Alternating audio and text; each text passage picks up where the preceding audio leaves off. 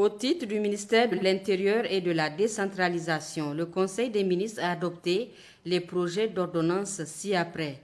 Projet d'ordonnance portant prorogation de l'état d'urgence dans la région de Difa et dans certains départements des régions de Tawa, département de Tassara et de Tilia, et de Tilaberi, département de Walam, d'Ayeru, de Bankilare, d'Abala, de Banibangu, de Saï, de Torodi, de Tera, de Tilaberi et de Goté.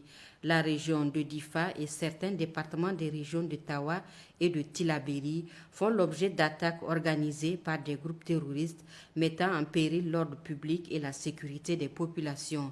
Face à cette situation, le gouvernement a fait recours aux mesures prévues en période de crise par la Constitution et la loi numéro 98-24 du 11 août 1998 portant réglementation de l'état d'urgence en proclamant l'état d'urgence.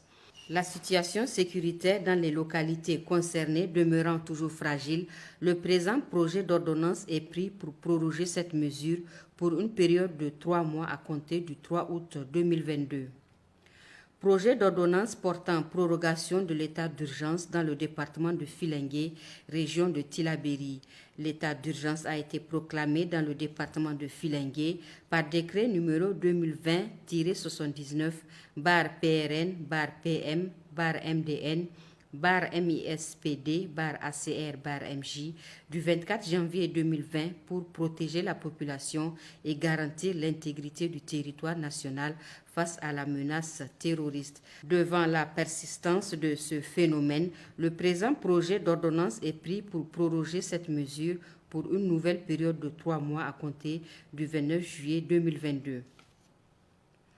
Projet d'ordonnance portant prorogation de l'état d'urgence dans les départements de Baleyara et de Kolo, région de Tilaberi. Les départements de Baleyara et de Kolo font l'objet d'attaques organisées par des groupes terroristes mettant en péril l'ordre public et la sécurité des populations.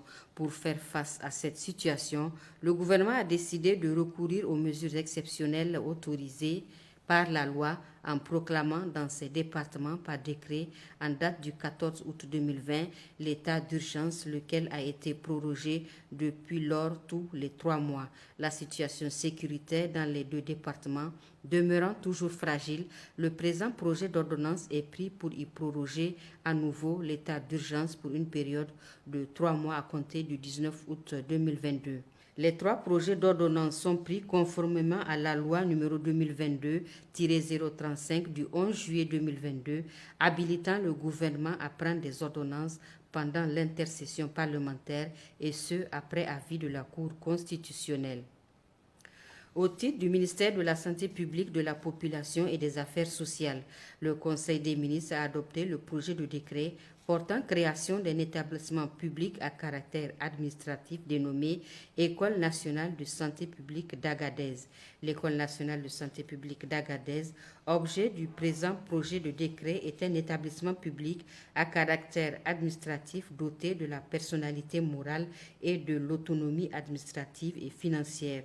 Elle a pour mission la formation des cadres moyens et supérieurs de la santé publique et de l'action sociale, le perfectionnement des cadres moyens et supérieurs de la santé publique et de l'action sociale, la recherche appliquée en matière de santé publique et de l'action sociale. Mesures nominatives. Le Conseil des ministres a adopté les mesures individuelles suivantes.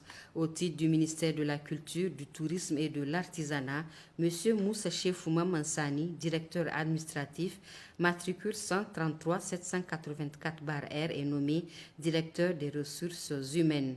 Au titre du ministère de l'Enseignement supérieur et de la Recherche, M. Moussa Mustafa, maître assistant, matricule 05002, est nommé doyen de la Faculté des sciences de l'éducation de l'Université Jubo Hamani de Tawa. M. Hamma Oumarou, maître de conférence, matricule 04001, est nommé doyen de la Faculté des sciences agronomiques de l'Université Juba Hamani de Tawa. Communication. Le Conseil des ministres a entendu 5 communications. une communication du directeur de cabinet du président de la République relative à l'attribution des marchés publics passés par appel d'offres international pour la sélection d'opérateurs pour la fourniture de la connectivité numérique dans les zones rurales. 2175 localités en 5 lots. Ce marché d'un montant de 29 milliards 417 millions 525 042 francs CFA hors taxes et hors douane a pour attributaire provisoire Zamani Telecom pour un montant total de 14 milliards de francs CFA pour les lots 1 et 2. Niger Telecom pour un montant total de 15 milliards 666 millions 567 314 francs CFA pour les lots 3, 4 et 5. Le délai d'exécution des travaux est de 36 mois. Cette communication est faite à titre d'information conformément aux dispositions de l'arrêté numéro 0107/PM ARMP du 1er août 2019 fixant les seuils dans le cadre de la passation des marchés publics qui dispose en son article 13 que tout marché public dont le montant est égal ou supérieur à 5 millions de francs CFA hors taxe sur la valeur ajoutée doit faire l'objet d'une communication préalable en Conseil des ministres de la part du ministre en charge du secteur concerné. Une communication du cabinet du Premier ministre relative à la mise en œuvre du plan d'action pour la gestion de la ceinture verte de Niamey. Une communication du ministre de l'Enseignement technique et de la formation professionnelle relative aux résultats des examens de fin d'année dans le sous-secteur de l'enseignement et de la formation technique et professionnelle. Les résultats des examens se présentent comme suit. L'examen du certificat de qualification professionnelle qui s'est déroulé du 16 au 22 mai 2022 a sanctionné la formation des apprenants dans 270 centres de formation au métier pendant 2 ans dans les filières du primaire et de l'industriel. 8183 candidats étaient inscrits à cet examen, dont 4262 filles. Cet examen a donné un taux de réussite de 85,27% pour l'ensemble du pays, avec 82,96% pour les filles et 87,88% pour les garçons. La région de Niamey a enregistré le taux de réussite le plus élevé avec 97,60%. L'examen du certificat d'aptitude professionnelle qui a sanctionné la formation des apprenants dans les filières du tertiaire et de l'industriel pendant 3 ans. 5159 candidats se sont inscrits, dont 2104 filles reparties dans 14 jurys sur l'ensemble du territoire national. Ainsi, 4877 candidats se sont effectivement présentés. 3292 sont déclarés admis, soit un taux de réussite national de 67,50%. L'examen du brevet d'études professionnelles qui a sanctionné 2 ans de formation des apprenants dans les centres de formation professionnelle et technique et les lycées professionnels techniques et technologiques du public et du privé à travers plusieurs filières du primaire, du tertiaire et de l'industriel. 10 409 candidats sont inscrits et repartis dans 38 jurys sur l'ensemble du territoire national, dont 4 522 filles. L'effectif des candidats inscrits au BEP a connu une augmentation de 2033 inscrits en 2021. Le taux de réussite national est de 58,19%. Une communication du ministre de l'Enseignement supérieur et de la Recherche relative aux résultats du premier groupe du baccalauréat, session 2022. La session 2022 du baccalauréat a débuté le lundi 18 juillet 2022 sur toute l'étendue du territoire national. 86 830 candidats se sont inscrits, dont 33 950 filles, soit 39,10% du total, repartis dans 202 centres d'examen. 3 093 candidats inscrits se sont absentés, soit 3,56% de l'effectif.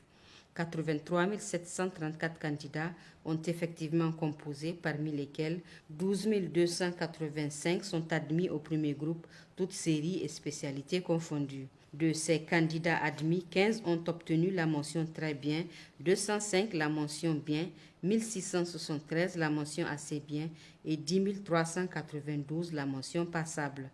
Une communication du ministre des Transports relative à la situation pluviométrique au 24 juillet 2022.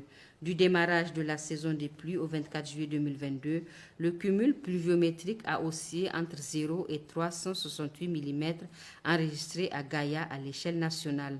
Le cumul pluviométrique saisonnier au 24 juillet 2022, comparé à celui de l'année passée, est excédentaire de 40% au niveau des postes suivis. Ce cumul comparé à la moyenne établie sur la période 1981-2010 est excédentaire de 25% au niveau des postes suivis. En ce qui concerne l'installation de la saison de pluie 2022, le démarrage de la saison est effectif sur tout le pays. Il a été globalement normal et précoce dans quelques localités comme le sud-est d'Ifa. La saison a cependant tardivement démarré à Walam et Filengue. En termes de perspective, pour la période allant du 27 au 31 juillet 2022, des pluies modérées qui peuvent être localement intenses sur la bande sud et la moitié sud-ouest du pays seront enregistrées.